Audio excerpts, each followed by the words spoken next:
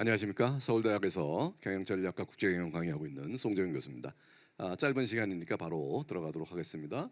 오늘 제가 말씀드릴 주제는 트럼프 2기 지정학 변화와 글로벌 공급망 대전환이라는 이슈입니다.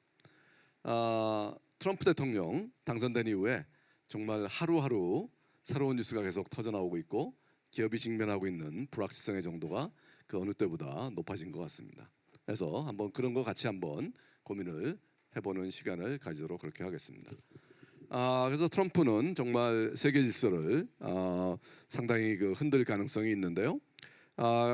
우리가 이제 원래 바이든 대통령이었죠. 그리고 민주당 후보가 해리스였는데 그럼 어떻게 뭐가 달라질까요? 일단 관세 측면에서 지금 원래 보편적 관세를 얘기하다가 최근에는 상호 관세를 주로 얘기를 하고 있고 관세가 상당 부분은 협상 카드로 보여집니다만 실제로도 실효 관세율이 올라갈 가능성이 매우 높습니다. 상당 부분. 그래서 언제 어떤 식으로 갈 거냐는 4월 2일 발표한다 그랬으니까 4월 2일을 좀 봐야 될 것 같고요.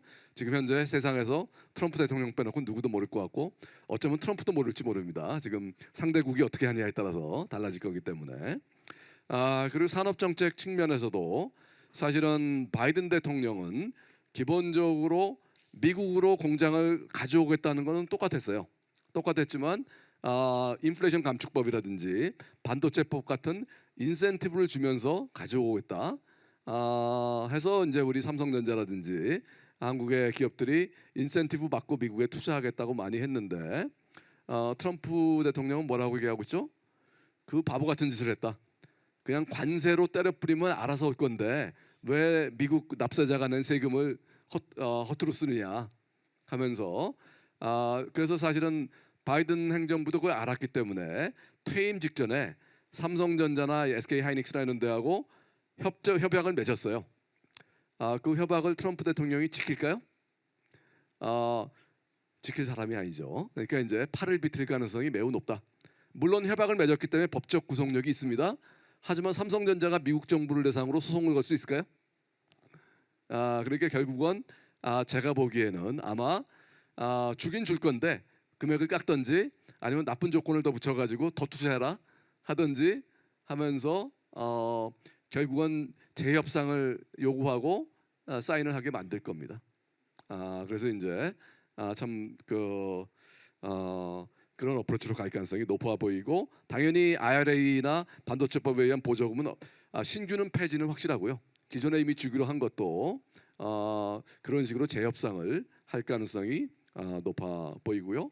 에너지 정책도 많은 변화가 있을 거라고 보입니다. 화석연료 다시 부활시키고 있고 이런 측면들.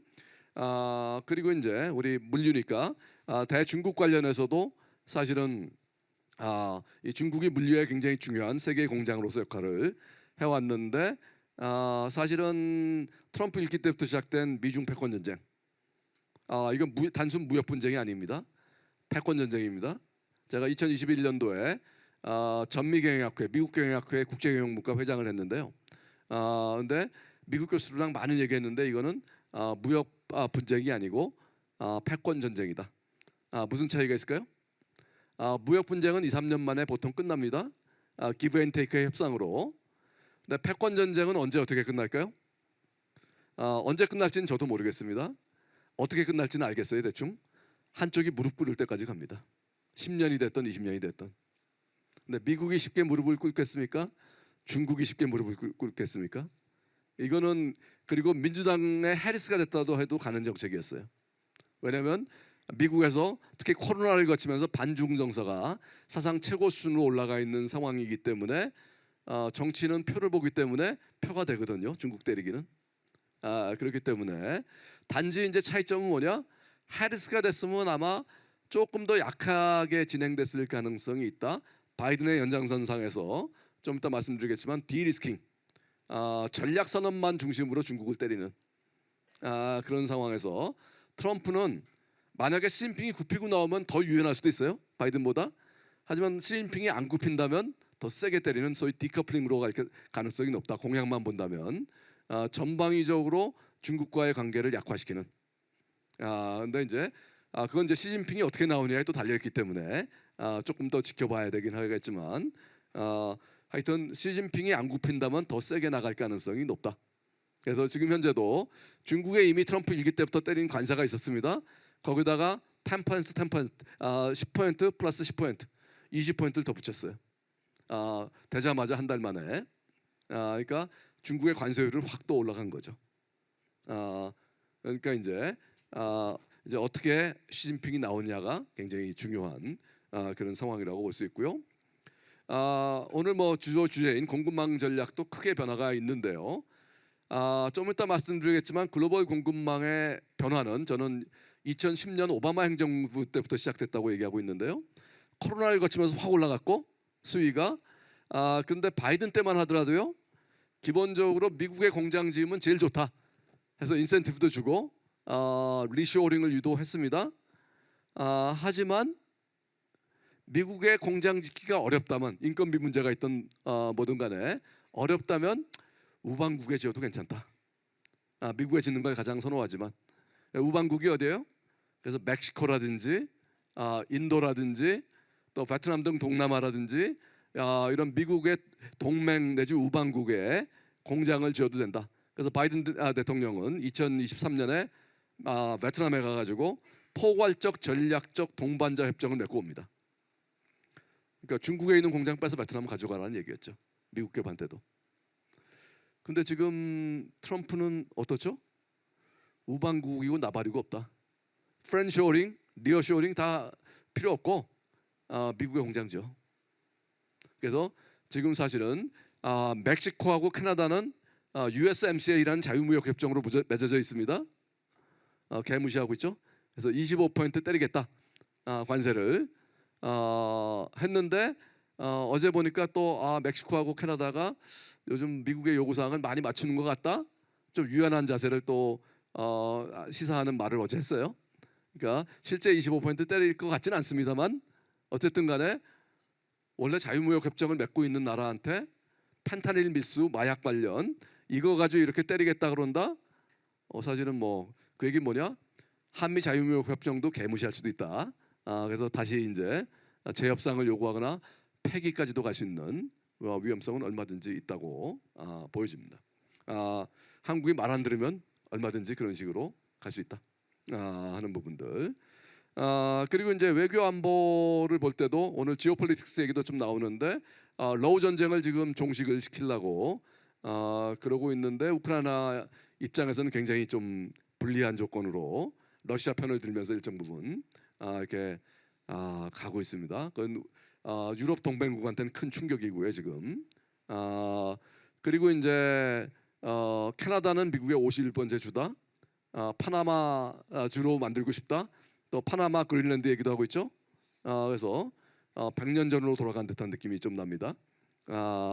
그래서 저도 사실 미국 대학에서 교수도 했고 미국에 오랫동안 살았고 미국에서 박사도 받고 했는데 충격을 상당히 받고 있습니다. 제가 알던 미국이 아니에요 지금의 미국은. 그러니까 이제 큰 변화가 지금 분명히 진행되고 있다. 그래서 이제 트럼프가 세계에 미치는 영향, 뭐 경제를 가로쳐놨습니다. 경제만이 아니라 지금 사실은 외교 안보까지도 크게 영향을 미치고 있기 때문에 세계에 미치는 영향은 상당히 커 보입니다. 그래서 무엇보다 미국 우선주의 포퓰리즘 정책이 지금 강화가 분명히 되고 있어요. 사실은 바이든 정부도 이 미국 아메리카 퍼스트 시즌 2였는데 훨씬 더 세련된 어프로치로 조금 더 강도가 약하게 됐는데 지금 아메리카 퍼스트 시즌 3가 개막됐다고 볼 수도 있습니다. 트럼프 2기는 근데 훨씬 센 강도로 지금 오고 있다라고 얘기를 할 수 있고요. 아까도 얘기했지만 미중 패권 전쟁이 심화될 가능성이 높아 보입니다. 물론 시진핑이 양보하고 들어오면 바이든 때보다 약해질 수도 있는데 시진핑 하기 나름이기는 하지만 아까 설명을 드렸고 근데 특히 트럼프 2기는 특히 처음 시작하는 해는 소위 레드 수입이 일어났습니다.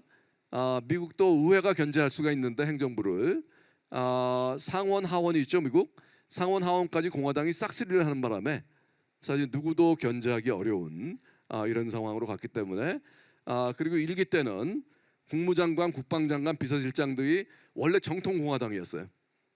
저는 사실은 요즘 공화당은 트럼프당이라고 생각하는데요. 원래 정통 공화당과 상당히 떨어져 있는, 왜냐하면 정통 공화당은 원래 자유무역이었거든요. 근데 지금 트럼프는 원래 노조 기반의 민주당보다도 훨씬 강한 보호무역주의를 지금 주장하고 있거든요. 그래서 이제 트럼프당으로 변신을 했는데, 사실은 근데 1기 때만 해도 주요 핵심 관료들은 정통 공화당 출신이었어요. 그러니까 트럼프를 상당히 견제했죠. 근데 2기에 지금 트럼프가 그래서 자기 하고 싶은 대로 마음대로 못했거든요.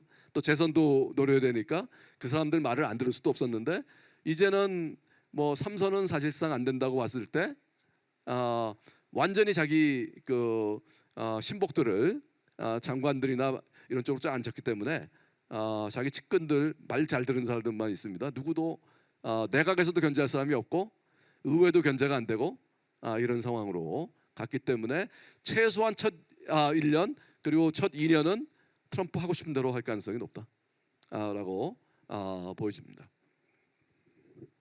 그러면서 이제 아까 얘기한 대로 우방구에 대한 프렌쇼링이 약화되고, 그래서 사실은 멕시코가의 투자들을 엄청나게 했는데 멕시코를 이렇게 흔들어 버리니까 멕시코에 투자한 회사들은 지금 벙쪄 있는 이런 상황이 되풀인 거고요. 지금 대미 무역 흑자가 굉장히 많이 나고 있는 나라 중에 베트남이 있습니다. 삼성전자가 베트남에서 최대 수출 기업이고 엄청나게 수출을 미국으로 많이 하고 있죠. 그러다 보니까 베트남이나 인도도 지금 전전긍긍할 수밖에 없는 대미 무역 흑자가 엄청나게 발생하고 있기 때문에, 그러니까 바이든 때 정말 잘 나가던 나라들이 아닙니까? 멕시코, 베트남, 인도. 근데 지금 다 전전긍긍하는 상황으로 온 거죠. 그래서 소위 프렌쇼링, 니어쇼링이 약화되고 있고, 오로지 미국에 투자해라, 리쇼링, 리쇼링 미국 기업이 미국으로 돌아오는 거고요. 또 해외 기업의 미국 투자도 압박을 하고 있는데, 이제 걱정은 거기서 한국 입장에서는 거기서 끝날 일이 아니고 틀림없이 주한미군 문제를 가지고 나올 것이다. 방위비 대폭 증액부터 경우에 따라서 감축 내지 철군 문제까지 들고 나오면서 이제 압박을 할 가능성이 있어 보이고요.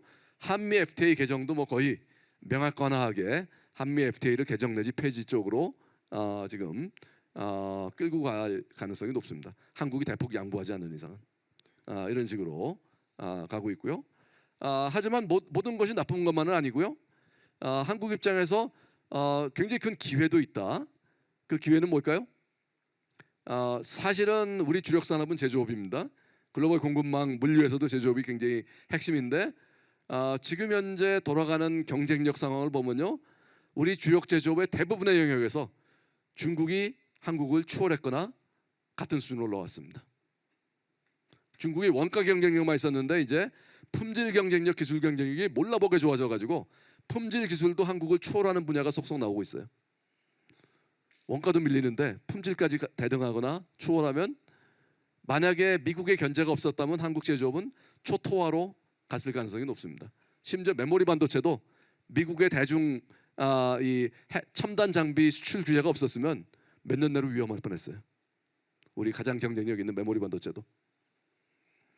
그런데 이제 미국이 전략 산업을 중심으로 확실하게 중국을 견제해주고 있고, 지오폴리틱스가 떠오르고 있습니다. 그러니까 확실한 수혜 보는 산업들이 떠오르고 있죠. 예를 들어서 본다면 아까 반도체도 대표적인 그런 산업이고요.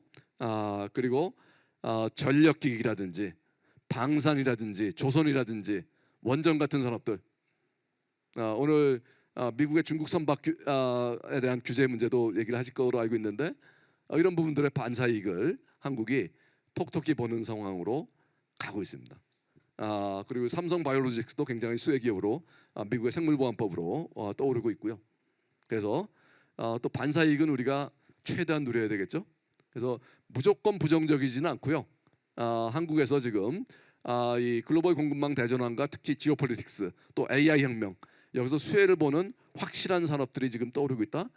그냥 중국을 견제 안 했으면 큰일 날 뻔했는데, 중국을 견제해주는 덕분에 미국이 우리한테 우리 산업이 최소한 몇 년은 더 버틸 수 있는 지금 여지가 생겼다 하는 부분도 말씀을 드릴 수 있습니다. 그래서 이제 이 글로벌 공급망 대전환을 조금 더 역사적으로 보면요, 사실은 트럼프 이전에도 진행되고 있었습니다. 단지 트럼프가 2기가 되면서 더 가속도가 붙어서 더 크게 변화한다고 봐야 되는데, 아까 말씀드렸지만 2010년에 시작했습니다. 2010년에 오바마 행정부가 리쇼링 이니셔티브라는 강력한 제조업 유턴 정책을 펼치기 시작합니다. 저는 그래서 2010년이 글로벌 공급망 대전환의 원년이라고 생각합니다. 사실 보면요, 미국 제조업은 자본과 기술은 좋았는데요, 뭐가 항상 문제였죠? 지금도 마찬가지지만 노동력이 문제였어요. 지금 조선소를 미국에 만든다 그러는데 현대중공업에서 들어보면 미국에 조선소 만들면 제조 원가가 3배 더 들어간다. 그냥 관세 때려 맞고 수출하는 게 낫죠.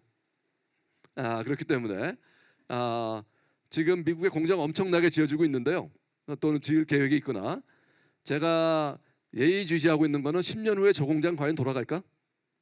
물론 스마트 팩토리 기술이 많이 발전하고 있지만 사람을 완전 대체하는 거는 단시간에 쉽지 않을 텐데, 미국은 엔지니어나 아퍼레이터의 수준이 너무 떨어지고 구하기도 힘들고 인건비가 너무 비싸거든요. 그래서 엄청나게 끌어당기고 있는데 과연 돌아갈까? 그러니까 결국은 이제 트럼프 시대가 4년 있다 끝나고 만약에 다른 유형의 대통령이 들어오면 지금 공장 지은 회사들 큰 낭패 볼 수도 있습니다. 미국의 인건비나 노동력 문제를 본다면. 그래서 이제 어쨌든 간에 2010년에 미국이 하게 된 이유는 뭐냐? 그 전에 미국의 노동력 문제 때문에 일본, 독일한테 경쟁에서 완전히 밀려가지고 결국 미국 제조업이 망할 뻔했거든요. 그래서 대안으로 찾은 데가 어디냐? 중국이었어요. 미국 자본 기술이 중국의 양질의 대량의 저렴한 노동력과 결합된다면 미국 제조업의 경쟁력을 유지할 수 있다. 그 계산은 정확히 맞았습니다. 그래서 아니었으면 미국 제조업체는 다 망할 뻔했어요. 여기다가 이제 미국이 중국에 공장을 많이 지은 결과 중국이라는 거대한 잠재 시장, 인구가 제일 많은 잠재 시장에서 GM이 됐던 애플이 됐던 테슬라가 됐던 큰 시장을 확보할 수 있었어요. 그래서 이제 그런 국제 분업 구조를 짜놨는데, 그러다 보니까 미국 제조업체가 다 해외로 빠져나가다 보니까 미국에 엄청난 산업 공동화가 발생했고 2008년 금융위기에 큰 충격을 고스란히 받게 됐습니다. 그래서 미국 정부는 역시 제조업이 경제와 고용의 근간이다. 근데 미국의 제조업이 다 무너지는 바람에 금융위기의 충격을 그대로 받았다. 미국의 제조업을 부활시켜야 되겠다 해서 2010년에 리쇼링 이니셔티브라는 강력한 제조업 유턴 정책을 시작합니다. 그 정책은 트럼프 대통령이 그대로 이어받았고, 트럼프는 아메리카 퍼스트를 외치면서 보다 강력한, 민주당보다도 강력한 보호무역주의, 자국중심주의를 기치를 내걸고 대통령에 당선됩니다. 그 2018년에 미중 패권 전쟁을 시작하게 됩니다. 그리고 팬데믹이 왔고 바이든 정부가 돌아왔는데 미중 패권 전쟁은 이어집니다. 그리고 더 세게 지금 갈 가능성이 높아졌다 하는 거고요. 그래서 코로나 팬데믹도 상당히 영향을 줬습니다. 글로벌 공급망의 대전환에. 이런 과정에서 4차 산업혁명이 발전하면서 스마트 팩토리 기술이 발전하게 되니까 과거에 비해서는 선진국의 공장을 지어도 분리점이 덜해지게 점점 되고 있습니다. 이제 스마트 팩토리가 AI 팩토리로 진화 발전하면서 이제 휴머노id 로봇이 제조 공장에 투입되고 하는 시점이 지금 왔습니다. 지금 자동차 공장에 투입되기 시작했어요.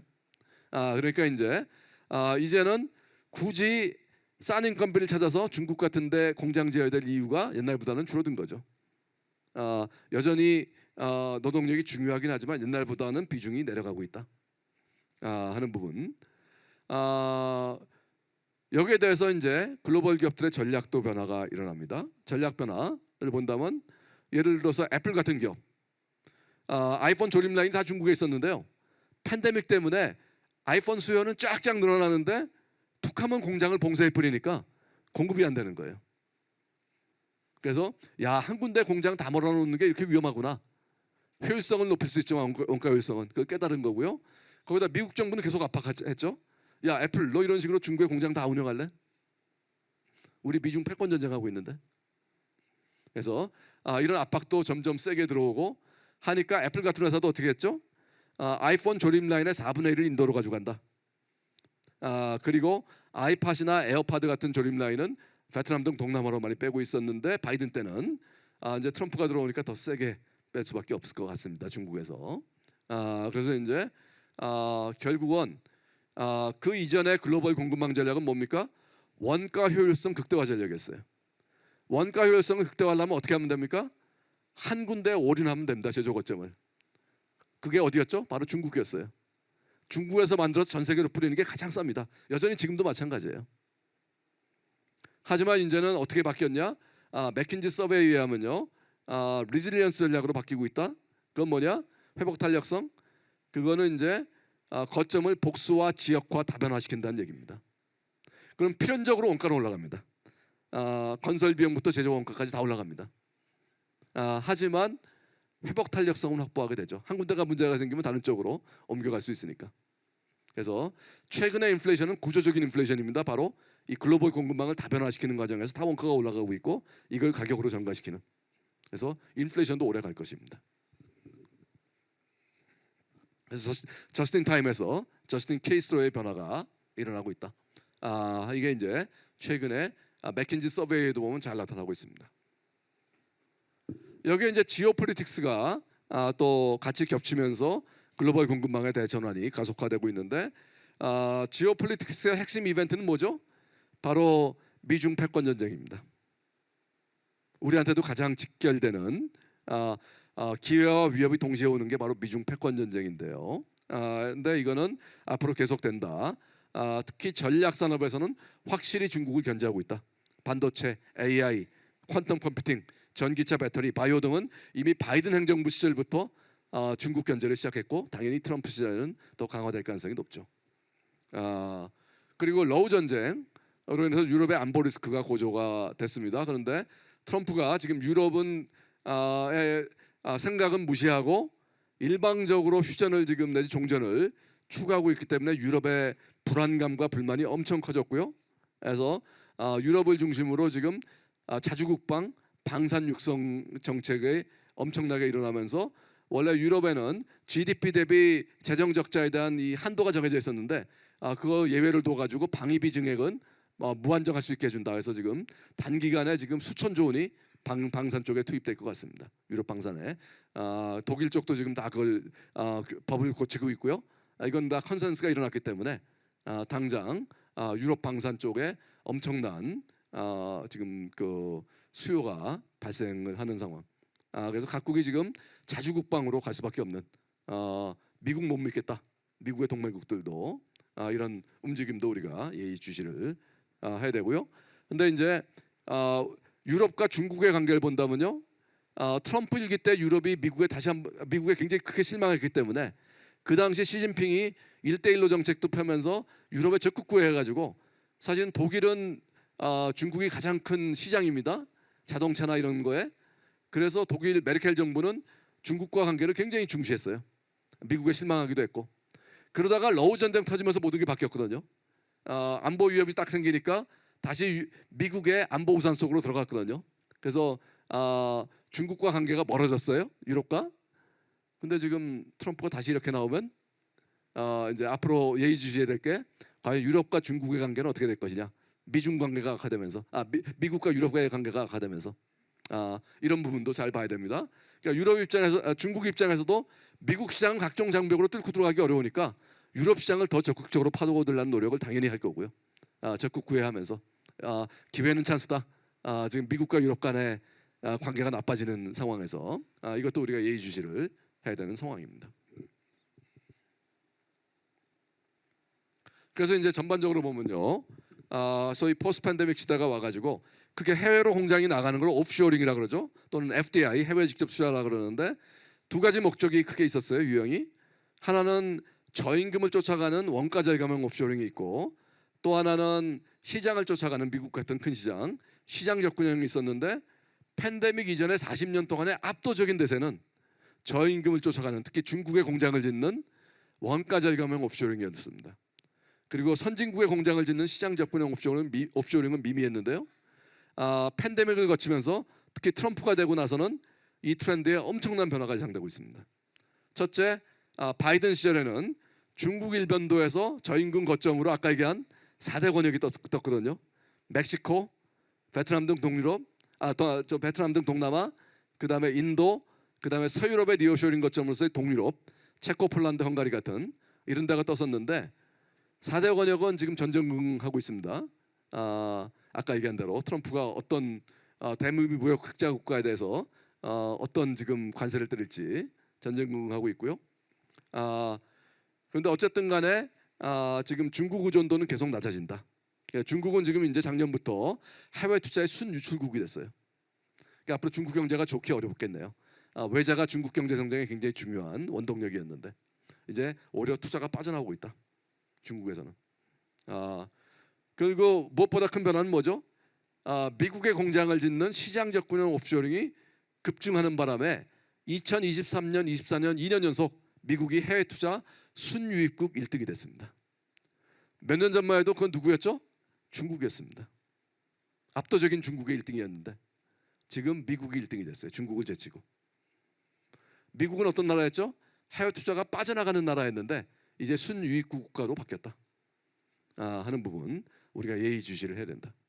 근데 트럼프가 팔까지 비트니까 현대차도 지금 미국에다가 엄청난 투자하겠다 그러고 앞으로 해외 투자 순유출 유입국 순위가 더 올라가겠네. 그 비중이 미국이요.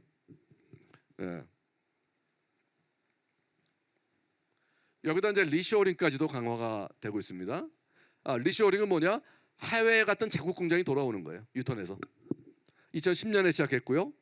2010년에는 10개뿐이 안 돌아왔는데 2021년에는 무려 한 해에 1844개 공장이 돌아옵니다. 왜 돌아올까요? 미국을 대표하는 제조기업이 GE죠. 제가 2014년에 GE의 제프리 멜트 회장이 초청해가지고 GE 전체 임원 워크숍에 가서 기조 강연을 하고 왔어요. 미국 가가지고. 그래서 GE 사장단하고 같이 만찬을 같이 했는데 이멜트 회장이 그 얘기하더라고요. GE 공장도 대부분 중국에 있었습니다. 근데 2013년에 GE의 냉장고 공장, 미국 시장을 겨냥한 냉장고 공장을 중국에서 미국으로 옮겼고 앞으로 짓는 공장은 다 미국에 짓겠다. 미국 시장을 겨냥한 공장은. 그래서 왜 GE의 공급망 전략이 바뀌었냐 그랬더니 일단 중국 제조 원가가 미국 제조 원가의 80에서 90%까지 올라왔다.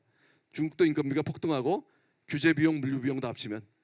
그래서 제가 물어봤습니다. 그래도 10에서 20%의 갭은 있지 않습니까? 했더니 충분히 메꾼다.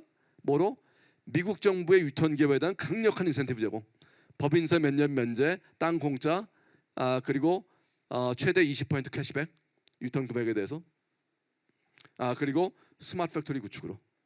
근데 11년 전 얘기입니다. 그때보다 인센티브 더 강해졌고 이제 8까지 비틀고 있습니다. 거기다 더해서 스마트 팩토리 기술도 그때보다 훨씬 발전했죠.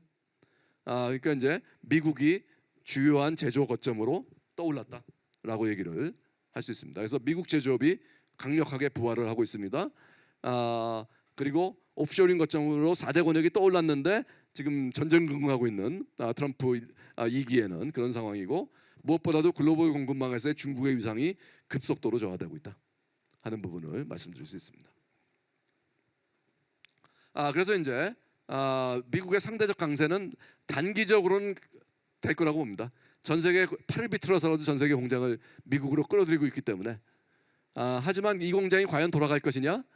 그리고 이런 과정에서 사실은 남의 나라 일자리 뺏어가고 있거든요. 솔직히 말하면 그렇기 때문에 장기적으로는 미국한테 좋은 정책 아니라고 저는 생각합니다. 미국의 소프트파워도 중요한데 미국의 소프트파워를 결정적으로 좀 해치고 있는 정책이지만 뭐 트럼프 임기 중에는 괜찮을 것 같아요. 그러니까 이제 결국은 그래서 미국이 몇 년간은 상대적으로 괜찮을 건데 다른 나라들은 저성장이 지속될 것이다. 팬데믹 이후의 저성장이 세계은행이 그래서 잃어버린 10년, 2020년대 얘기했듯이 단지 이제 AI 혁명이 사실은 생산성을 끌어올리면서 다시 세계 경제를 성장 추세로 되돌릴 가능성이 높은데 그래서 이제 AI를 누가 주도하느냐가 국가적인 측면에서도 굉장히 중요한데 지금 현재는 미국이 주도하고 있죠, 사실은. 그래서 이제 글로벌 공급망 변화 대응 전략 말씀드리고 끝내겠습니다. 결국은 리질리언스 강화를 위한 벤더 지역 분산 전략. 대표적으로 썼던 회사가 도요타입니다. 도요타도 동일본 대지진 이후에 결국은 최대 공장을 3개월을 스탑해야 됐거든요. 핵심 벤더 기업들이 동일본 대지진으로 큰 타격을 받아가지고 그래서 리질리언스를 강화하려면 뭐 해야 되냐? 결국은 분산할 수밖에 없다. 그래서 도요타도 저스트 인 타임을 강조했던 도요타가 저스트 인 타임을 사실상 포기합니다. 그래서 이제 이 벤더들을 복수화시키고 또 만약에 다인일 벤더가 불가피하다면 재고를 많이 쌓게 하고 원래 저스트 타임은 재고를 최소화하는 거였는데 이렇게 하면서 이 리지던스를 강화하는 거기서 이제 우리 SDS 같은 회사가 하는 것처럼 이 IT 데이터 기반의 모니터링 리스크 매니지먼트 시스템 강화를 또 엄청나게 강조를 합니다. 그래서 그런 부분들 쭉 보시면 아마 쉽게 이해되실 겁니다. 제가 시간이 다 돼가지고 많은 설명은 못 드리겠고요. 결론을 내리겠습니다. 그래서 트럼프의 관세 폭탄, 진짜 어느 정도 관세를 때릴지는 전 세계 지금 누구도 아는 사람이 없습니다. 4월 2일 지나봐야지만 알 것 같고요. 하지만 이제 어쨌든 관세가 상당 부분은 때려질 것이다. 그래서 글로벌 공급망의 대전환을 가속화시킬 가능성이 높습니다. 원래도 진행되고 있었는데 여기다 이제 미중 패권 전쟁이 지속되면서 세계 공장으로서의 중국의 위상은 더욱더 약화될 가능성이 높고 또 미국 중심의 시장 접근형 옵쇼링, 즉 미국의 공장 짓는 리쇼어링이 더 강화되면서 미국 제조업이 부활한다. 이게 지속 가능한지는 좀 지켜봐야 되겠지만 부활하고 있다 하는 부분. 근데 한국 기업은 어떨까요? 바로 이런 지정학 변화와 글로벌 공급망 대전환을 직시하고 그 본질을 잘 읽고 여기에 능동적인 대응을 한다면 아까도 얘기했지만 우리한테 반드시 위험 요인만 있는 게 아니라 기회 요인도 꽤 있다는 점을 말씀드리면서 여기서 마무리를 하도록 하겠습니다. 감사합니다.